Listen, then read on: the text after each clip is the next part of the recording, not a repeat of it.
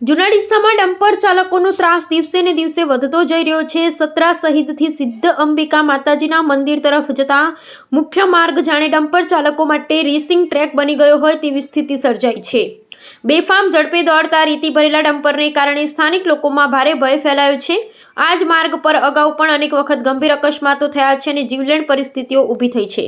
સ્થાનિક લોકોએ મામલતદાર અને પ્રાંત અધિકારીને લેખિત તેમજ મૌખિક રજૂઆત કરી હોવા છતાં તંત્ર દ્વારા હજુ સુધી કોઈ કાર્યવાહી કરવામાં આવી નથી એવા લોકો આક્ષેપો કરી રહ્યા છે। જૂના ડીસા ગામમાં પ્રવેશ માટેનો આ એકમાત્ર જૂનો માર્ગ હોવા છતાં અહીં ભારે વાહનો પર કોઈ નિયંત્રણ નથી। હવે મોટો સવાલ એ છે કે જો આવનારા સમયમાં કોઈ ગંભીર અકસ્માત થાય અને કોઈનો જીવ જાય તો તેની જવાબદારી કોની રહેશે।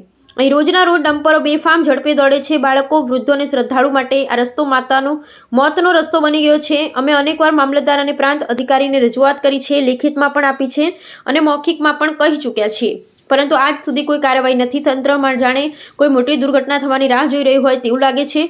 જો અહીં કોઈનો જીવ જશે તો તેની સંપૂર્ણ જવાબદારી તંત્રની રહેશે। અહેવાલ જયંતિભાઈ। બિનઅધિકૃત રીતે કોરીઓ ચાલે છે અને બિનઅધિકૃત રીતે ડમ્પરો કલેક્ટરનું જાહેરનામું ભંગ કરીને ચાલે છે।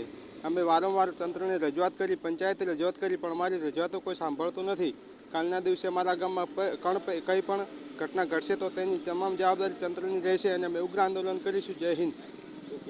મારું નામ મંડોરી સમીઉલ્લાહ અબ્દુલ ખાન।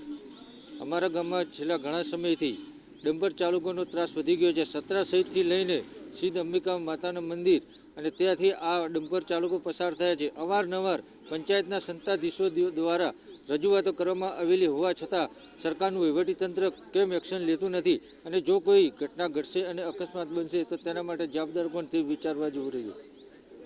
મારું નામ પુનડિયા જીતેન્દ્ર કુમાર। અમારા ગામમાં ડમ્પરો ઘણા સમયથી ચાલે છે, તેને બંધ કરાવવા માટે અમે ઘણી વખત ગયેલા છીએ, કોઈ રજૂઆત સાંભળતું નથી। એસડીએમ, મામલતદાર બધી જગ્યાએ અમે રજૂઆત કરેલી છે, ત્યાં પણ કંઈ થતું નથી। તો એક્સિડન્ટ થાય તો જવાબદારી કોની? મારું નામ હસમુખભાઈ મોદી છે। હું જૂના ડીસા ગામનો રહેવાસી છું।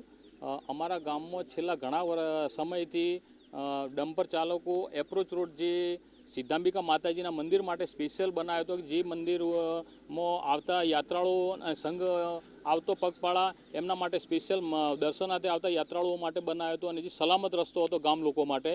આજની તારીખમાં એ રસ્તા ઉપર વધુ પ્રમાણમાં ડમ્પર ચાલકો ચાલે છે અને આ ડમ્પર ચાલકોના કારણે થઈને અકસ્માતો પણ અગાઉ થયા છે અને ફરીથી પણ ઘટનાઓ બનવાની શક્યતાઓ છે।